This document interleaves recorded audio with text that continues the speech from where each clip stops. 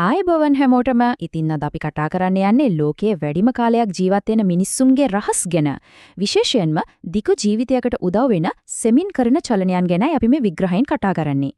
හරි, අපි මේ කතාව පටන් ගමු පොඩි ප්‍රශ්නකින්. හිතලා බලන්න ජිම් එකකට යන්නේ නැතුව අවුරුදු 100ක් ජීවත් වෙන්න ඇත්තටම පුරුවන්ද? මේක සමහර විට ව්‍යායාම සහ දිගු ජීවිතයක් ගැන අපි හිතාගෙන ඉන්න හැමදේම වෙනස් කරන ප්‍රශ්නයක් වෙන්න පුරුවන්.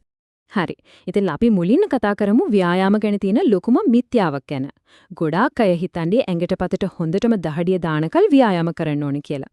ඒත් අපි බලමු අධික ව්‍යායාම සහ නිරන්තරයෙන් චලනය වෙන එක අතර තියෙන වෙනස මොකක්ද කියලා. දැන් බලන්න ලෝකෙ මිනිස්සු වැඩිම කාලයක් ජීවත් වෙන බ්ලූ zones කියලා ප්‍රදේශ තියෙනවා. එහෙ කරපු අධ්‍යයනයන් වලින් හෙළිවෙලා තිනවා හරිම පුදුම දෙයක්. ඒ මිනිස්සු හිතාමතා ලොකුවට එක්සර්සයිස් කරන්නේ නැහැ. එයාලගේ රහස්‍ය තීව්‍රතාවය නෙවෙයි, රහස්‍ය තියෙන්නේ දවස පුරාම නිරන්තරයෙන් සරලව චලනය වෙන එක. හොඳයි. මේකට නියමම උදාහරණයක් තියෙනවා ජපානයේ. ඔගිමි කියලා ගමක් තියෙනවා. මේකට කියන්නෙම දීර්ඝායුෂ ගම්මානය කියලා. ඉතින් බලමුද අපි ඒගොල්ලන්ගේ රහස මොකක්ද කියලා? කොහොමද එයාලා නිතරම ක්‍රියාශීලී වෙන්නේ? ඔගේමී වල මිනිස්සු හිතන්නකෝ අවුරුදු 9 පැන්න අය පවා වෙනම වෙලාවක් වෙන් කරගෙන ජිම් යන්නේවත් වර්ක්අවුට් කරන්නේවත් නැහැ. ඒ වෙනුවට ඒගොල්ලන්ගේ මුළු දවසම ක්‍රියාශීලී. උදේ ඉඳන් රෑ වෙනකල් මොකක් හරි පොඩි වැගක යෙදෙනවා, ඇවිදිනවා. ඒක තමයි යාළගේ ලොකුම රහස. හැබැයි ඉතින් අපි දැන් ජීවත් වෙන විදිහ බලන්නකෝ සම්පූර්ණයෙන්ම වෙනස්. දවසෙන් වැඩි වෙලාවක් පුටුවක වාඩි වෙලා කම්පියුටරයක් ඉස්සරහා නැත්තම් ෆෝන් එකක් අතේ. මේකෙන් වෙන්නේ මොකක්ද? අදිරුදිර පීඩනය, තරබාරුකම වගේ ලෙඩ ගොඩකට නිකන්ම පාර කැපෙනවා. හරි, දැන් අපි බලමු ජපාන් මිනිස්සුන්ගේ හරිම සරල ඒත් හරිම ප්‍රබල පුරුද්දක් ගැන.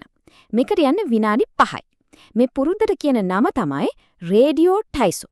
මේ ප්‍රශ්න ගැන පොඩ්ඩක් හිතන්න.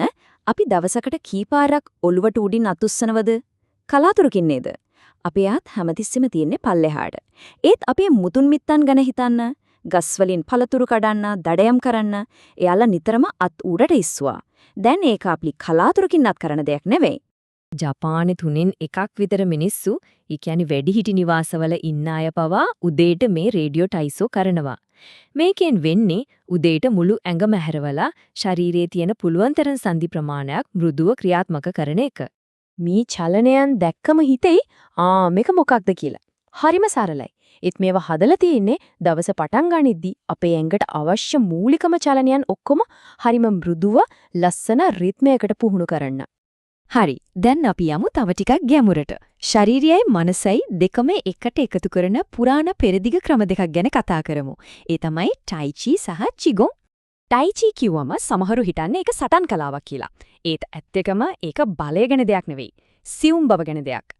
හරියට චලනය වෙන භාවනාවක් වගේ. නිශ්චලතාවය මෙසන් චලනය පාලනය කරලා ඇඟේ උඩ කොටසයි යට කොටසයි එකට සම්බන්ධ කරනවා. ටයිචි වල තියෙන හරිව ප්‍රසිද්ධ චලනයක් වලාකුළු වගේ අත්සලනවා කියලා. ඒකෙන් මේකේ තියෙන සෞම්‍ය ගලාගෙන යන ස්වභාවය නියමිතව පැහැදිලි වෙනවා. චිගොන් කියන වචනේ තේරුමම ජීව බලයෙන් කරන වැඩක් කියන එක. චි කියන්නේ ජීව බලය, ගොන් කියන්නේ කාර්යය. ඉතින් මේකේ චලනයන් සරල වගේ පෙනුනට මේක ඇත්තටම හරිම ගැඹුරු පුහුණුවක්.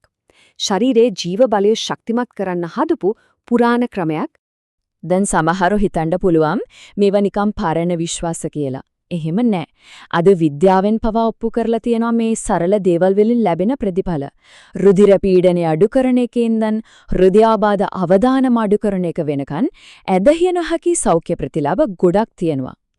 හරි, ඉතින් අපි දැන් කතා කරපු මේ හැමදේම ඔකිනාවා මිනිස්සු රේඩියෝ ටයිසෝ, ටයිචි, චිකොන් මේ ඔක්කොම පිටිපස්සේ තියෙන එකම පොදු රහස මොකක්ද? මේ හැමදේම එකට ගැට ගන්න දේ මොකක්ද? මෙන්න මේකයි වැදගත්ම දේ. රහස තියෙන්නේ ව්‍යායාමයේ තීව්‍රතාවය නෙවෙයි. රහස තියෙන්නේ ශරීරයයි හුස්මයි එකට සම්බන්ධ කරන එකේ. ඔකිනාවා මිනිස්සු නිරන්තරයෙන් චලනය වෙනවා. ඒක යාළගේ ජීවිතේම කොටසක්.